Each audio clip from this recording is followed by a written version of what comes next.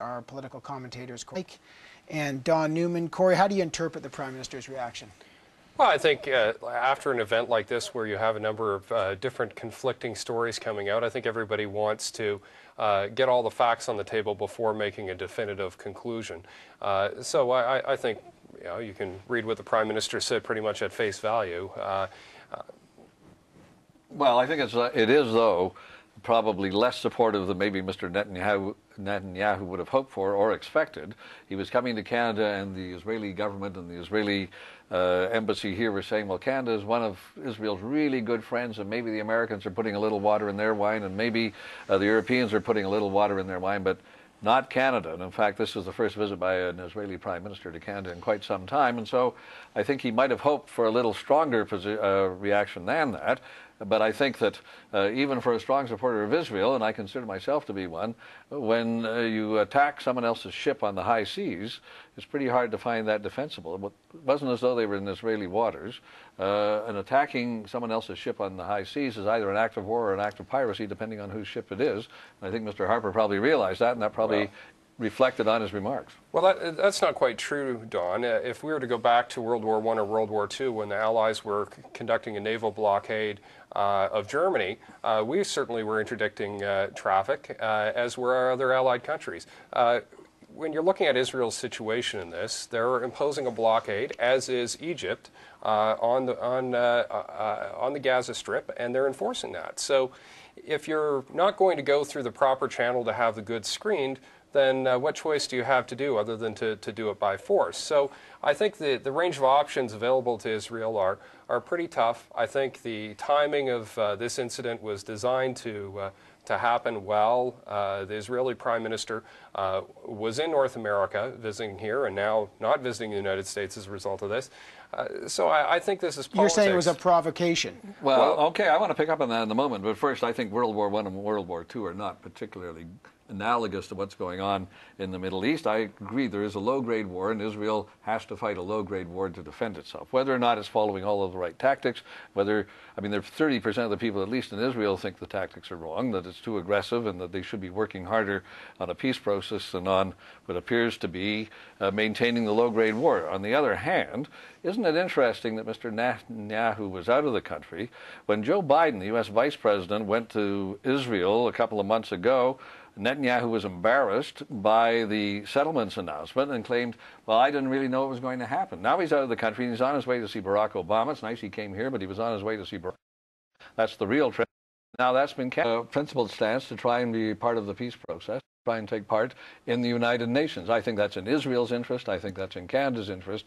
I don't think an ongoing, long-running, low-grade war in the Middle East is in anybody's interest, and particularly not in the Israelis' interest, and it's certainly not in any other country's interest as well. And that doesn't mean that I think the United Nations is perfect. And I covered the United Nations, and I saw a lot of what went on, and what Kory says about that is not necessarily wrong, but it's still a useful organization, and it would be more useful if Canada was on the Security Council for 2 years. Well, I think there are many ways other than through the UN that Canada can have an impact on the world, and one of them is by saying what it means and taking a principled stand on issues that are important to it.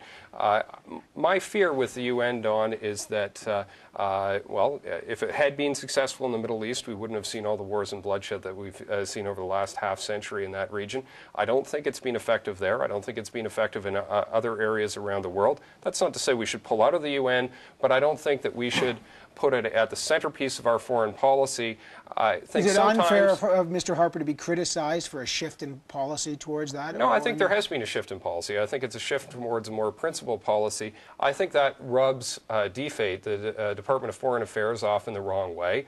I think elements of DFATE are title-seeking and place a huge amount of importance around some of these multilateral institutions as opposed to other methods that we could use to articulate our foreign policy. Well, I don't know, and you haven't explained what those methods are, but if you think we should still stay in the United Nations, you don't want us to leave the United Nations. Well, if you want to stay, why wouldn't you want to be, at least every decade, on the Security Council, which is the heart and soul of the United Nations, where you have much more impact than when you're not on. That is not an end in and of itself, Don. But you have a lot more clout, even if you wanted to support Israel, in the principled way you're suggesting, and I think we should support Israel. I'm just questioning what is the best way to support it, but I think you do it a lot better on the Security Council than off. It's a lot more than just the state of Israel at stake if you decide to get into the vote trading business, which is really what this is about. There are two approaches. There's whoring yourself to the highest bidder in terms of your vote for support on these multilateral institutions, or there is, we're going to just speak our mind. We're going to say what Canada's position is. And I don't think that the approach of a seat on the Security Council as an end in of itself is correct. But I don't want to get too down this.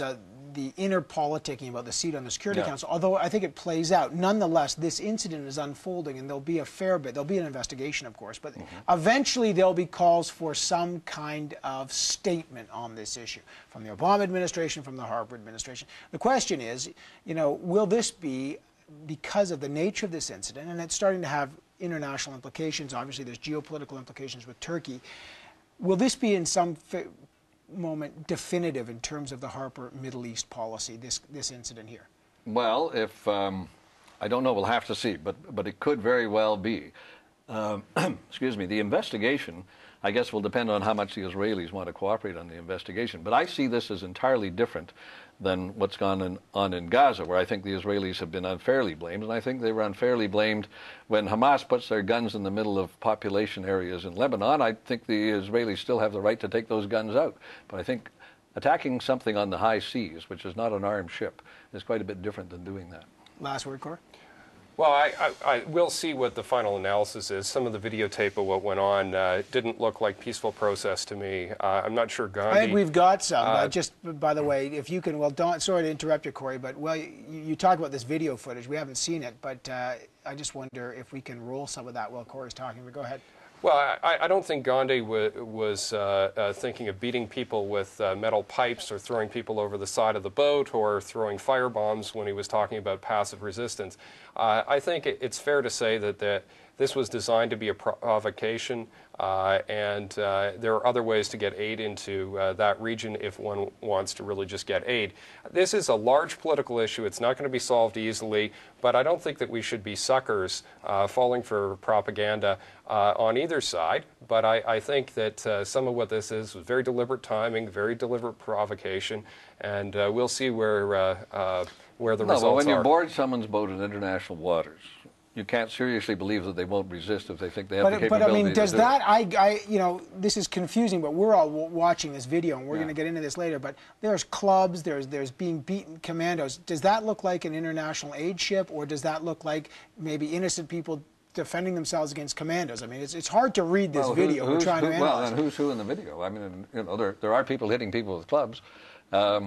I don't know who they are, I mean, you seem to be clairvoyant in this in a way that I'm not, but... Well, I don't know. I've looked at the video before I came over here, and I assume that the guys coming down the rope from a helicopter are the Israelis, and those are the ones who are being beaten. Mm-hmm. So there will be an investigation and all of that. If you were on your boat on the Rideau River here in Ottawa and a man landed from a helicopter, well, if I were trying to run an international blockade to take materials to a terrorist group labeled such in Canada, like Hamas, then I don't think I'd be that surprised.